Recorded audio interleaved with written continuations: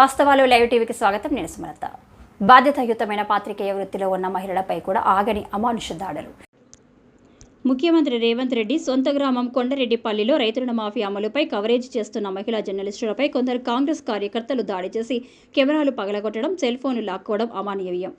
జర్నలిస్టుల హక్కులను కాలరాసే విధంగా ఇలాంటి చర్యలకు పాల్పడే వారిపై ప్రభుత్వం, పోలీసులు తగిన చర్యలు తీసుకోవాలని, పార్టీలకు అతీతంగా జర్నలిస్టులు నిర్భయంగా పనిచేసుకునే స్వేచ్ఛను కల్పించాలి అన్నారు.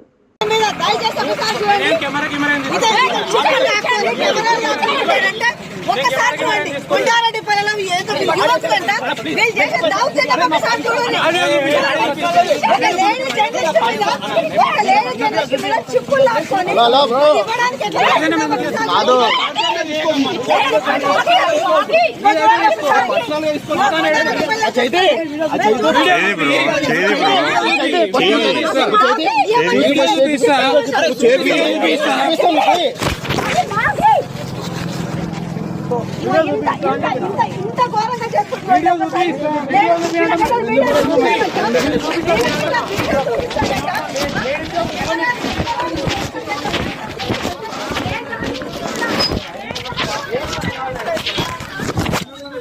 అడగాలి.